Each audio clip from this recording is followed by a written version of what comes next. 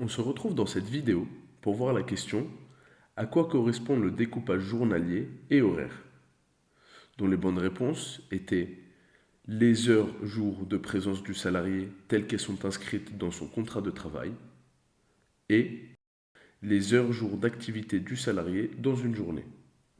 Voyons donc comment ça se passe plus en détail. On va aller dans Paramètres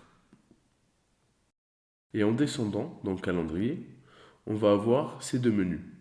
Commençons par découpage journalier. Ici, dans découpage journalier, vous allez avoir la liste des types de découpage journalier qui sont utilisés fréquemment.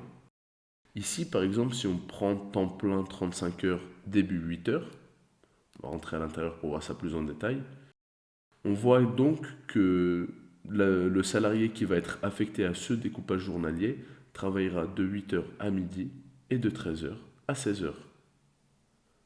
On quitte donc cette fiche. Si jamais, bien sûr, vous ne retrouvez pas le découpage journalier de votre société dans cette liste, vous pourrez toujours en créer un nouveau via le petit plus. Allons maintenant dans Horaire. Ici, dans Horaire, une fois que vous aurez créé vos découpages journaliers, vous allez pouvoir créer des plannings pour vos salariés. On va donc aller dans un planning classique, comme temps plein 35 heures, début 9 heures par exemple. Donc là, on n'est plus uniquement sur la journée, mais on est au niveau de la semaine. On voit donc ici que le lundi est travaillé, le mardi également, le mercredi, le jeudi et le vendredi également. Ici, on a le temps théorique qui est travaillé, donc 7 heures par jour. Bien sûr, ce temps théorique est modifiable. Et ici, on y rattache un découpage journalier. Donc, c'est ce qu'on a paramétré juste avant. Ici, on va choisir donc temps plein de 35 heures, début 9 heures.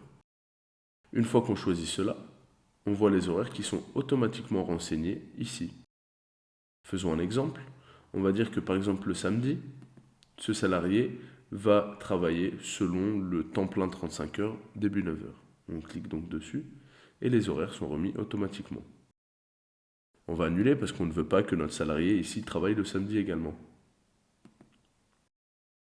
Une fois que vous aurez paramétré tous ces découpages horaires, c'est lorsque vous paramétrez vos ressources que vous allez pouvoir affecter ces horaires à des salariés. On va le voir rapidement. On va donc aller dans Tiers et organisation.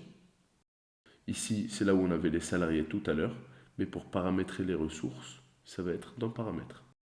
Donc en descendant un petit peu, on va se retrouver sur Ressources. Et ici, on va pouvoir paramétrer des ressources, donc affecter des salariés à des calendriers. Faisons un exemple. On va créer la ressource correspondant au commercial 3. On va choisir un horaire, donc ce qu'on a paramétré à l'avance, on va dire un temps plein de 35 heures, début 9 heures. Et notre ressource est créée. On pourra directement ici y attacher des catégories de ressources, mais ce n'est pas le sujet ici. On pourra également indiquer un prix de revient par heure, afin que ce soit calculé par la suite. On enregistre, et notre ressource est bien créée. C'est tout pour cette vidéo, on se retrouve dans la prochaine.